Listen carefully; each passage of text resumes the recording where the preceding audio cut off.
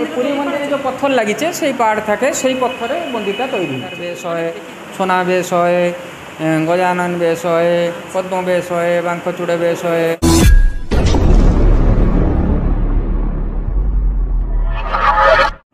Hello friends, welcome back to my channel স্টকিজ blog. So friends, তোমরা সবাই কেমন আছো? আশা করি ভালো আছো, আর আমিও খুব ভালো আছি।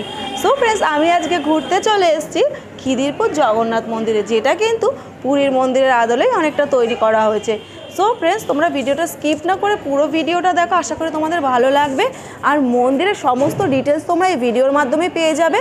কখন মন্দির খোলে, কখন বন্ধ হয়, আর কখন ভোগ আরতি হয়, আর ভোগের সিস্টেম সবটাই কিন্তু তোমরা ভিডিওর মাধ্যমে জানতে পারবে। তো সেই কারণে তোমরা ভিডিওটা স্কিপ না করে পুরো ভিডিওটা দেখো, নাহলে কিন্তু তোমরা জানতে পারবে না।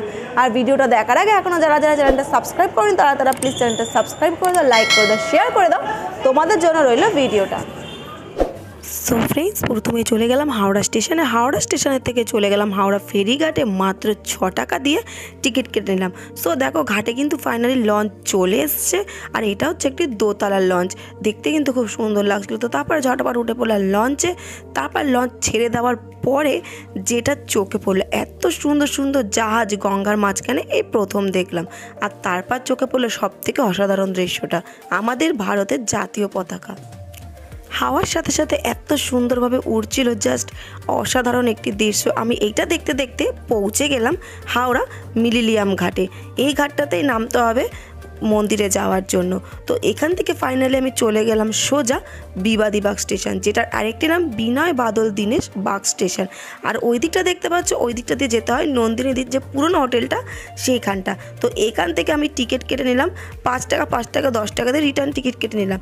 সো দেখতে দেখতে চলে আসলো আমাদের হাওড়া টু খিদিরপুর যাওয়ার ট্রেন, মানে বিবাদীবাগ স্টেশন থেকে খিদিরপুর যাওয়ার লোকাল চলে এসছে। তো তারপর ফাইনালি উঠে পড়েছি ট্রেনে যেতে যেতে সাইডের দৃশ্য দেখতে দেখতে পৌঁছে গেছি আমরা ফাইনালি খিদিরপুর স্টেশনে।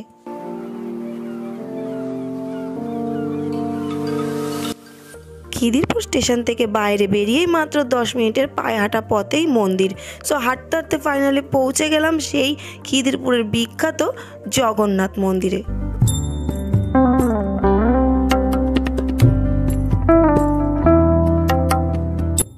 মন্দিরে প্রবেশ করতেই একদম বাঁ হাতে পড়বে এরকম একটি জুতো রাখার ঘর, যেটা কিন্তু পুরোপুরি বিনামূল্যে, এটার জন্য কোনো মূল্য লাগছে না। আর মন্দিরে ঢুকতেই দুদিকে পড়বে এরকম দুটো সিংহের মূর্তি, খুব সুন্দরভাবে সাজানো হয়েছে মূর্তি দুটোকে। মন্দিরের মেন প্রবেশদ্বার দিয়ে ভেতরে ঢুকতেই চোখে পড়বে এরকম একটি খুব সুন্দর বিরল রাধাকৃষ্ণের মূর্তি। তারপর সেটা দর্শন করতে করতেই আস্তে আস্তে যেতে হবে ভেতরের দিকে।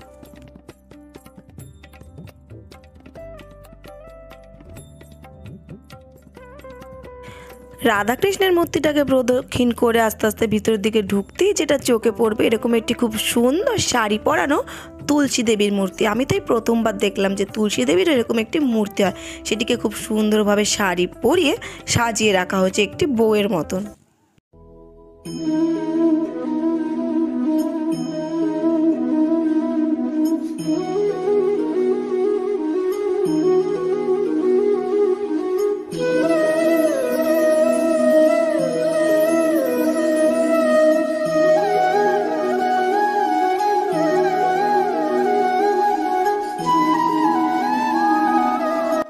খিদিরপুরের বিখ্যাত এই জগন্নাথ মন্দিরটির মূল আকর্ষণ হলো এটি তুর্কীয় আদলে তৈরি, এবং এই মন্দিরটা পুরীর মন্দিরের যে পাথর দিয়ে তৈরি করা হয়েছে সম্পূর্ণ সেই পাথর এনেই কিন্তু এই মন্দিরটি তৈরি করা হয়েছে।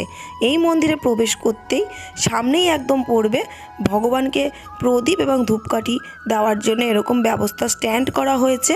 আর একদম বাঁ দিকেই পড়বে পুজোর সামগ্রী ভোগ প্রসাদ কেনার একটি দোকান। এখান থেকে আপনার জগন্নাথ দেবকে পুজো দেওয়ার জন্য ভোগ প্রসাদ কিনতে পারবেন।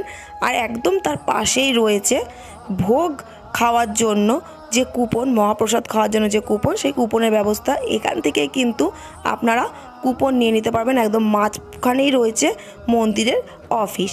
আর একদম মন্দিরে প্রবেশের ডান দিকেই রয়েছে অতিথি ভবন, যেখানে দূর দূরান্ত থেকে তীর্থযাত্রীরা এসে বিশ্রাম নিতে পারবেন।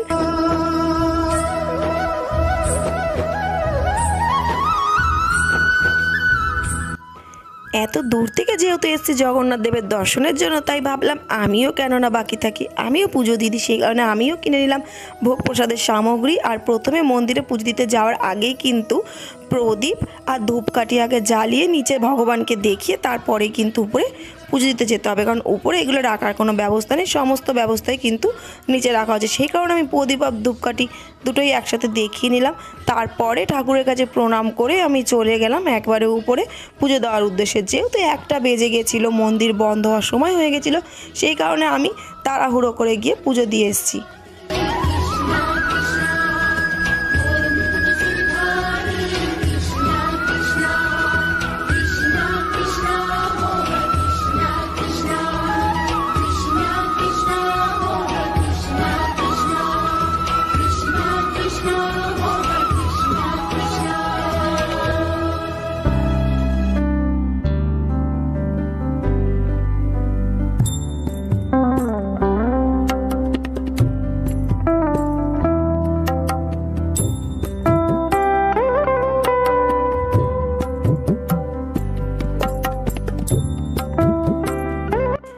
আমি আমার পুজো কিন্তু এখানের যে নিত্য পূজারীরা যে পান্ডারা রয়েছেন তাদের কাছে দিয়ে দিয়েছি।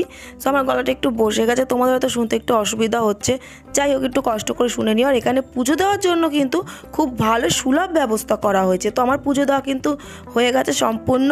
সো চলো এবার এখানে যে নিত্য পূজারীরা যে পান্ডারা রয়েছে তাদের সঙ্গে একটু মন্দিরের ব্যাপারে জেনে নিই। ঠাকুরমশাই জয় জগন্নাথ। জয় জগন্নাথ। তো আপনার নামটা একটু বলুন। আমার শুভ নাম তপন পণ্ডিত। আপনি কি এখানেই থাকেন? এইখানে থাকে।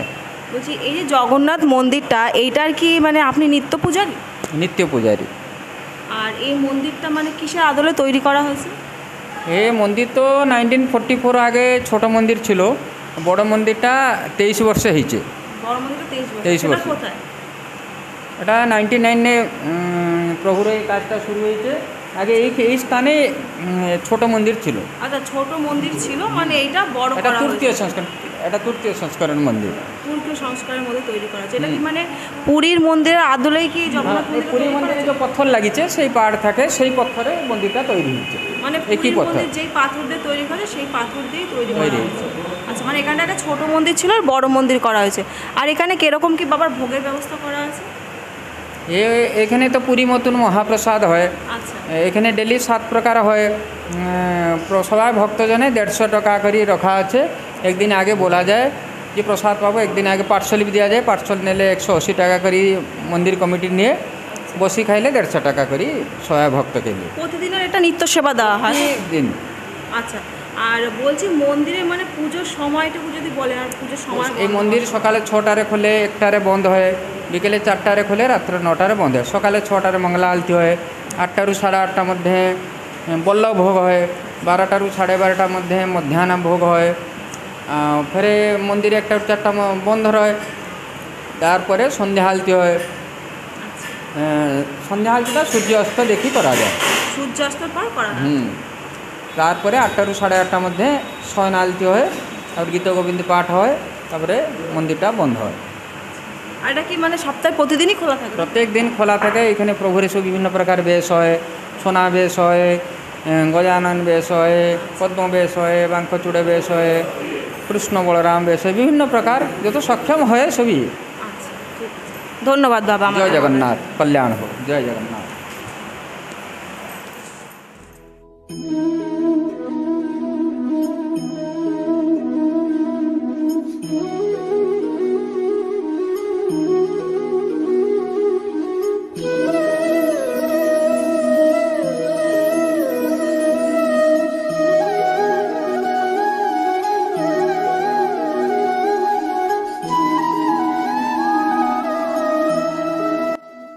সম্পূর্ণ তুর্কীয় সংস্কারে তৈরি এই মন্দির, এবং পুরীর মন্দির যেই পাথরে তৈরি করা হয়েছে সেই পাহাড় থেকে পাথর কেটে এনে কিন্তু এরকম হাতে সুন্দর সুন্দর নিত্য নতুন ডিজাইন কলকা এবং এত সুন্দর একটি বিষ্ণুদেবের একটি মূর্তি খোদাই করে বানানো হয়েছে এই জগন্নাথ দেবের মন্দির। দেখে কিন্তু একদম মন ভরে যায়। জগন্নাথ দেবের মন্দিরে প্রবেশ করতে প্রথমে চোখে পড়বে দুদিকে দুটো পাথর খোদাই করে বানানো দুটো বিষ্ণু মূর্তি।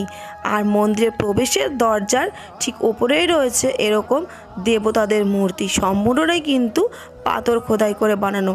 আর এত সুন্দর হাতের কাজ, একদম নিখুঁতভাবে তৈরি করা হয়েছে পাথর কেটে এই মন্দির। সুন্দর কলকা করে একদম পুরীর মন্দিরের মতনই তৈরি করা হয়েছে মন্দির। এবং পুরীর মন্দিরে যেরকম ধ্বজা টানানোর ব্যবস্থা করা হয়েছে, এই মন্দিরের উপরেও কিন্তু সেরকম ধ্বজার ব্যবস্থা করা হয়েছে। মন্দিরের পাশ দিয়ে গেছে রেল লাইন, ট্রেনে করে যাওয়ার সময়ও চোখে পড়বে এই মন্দির।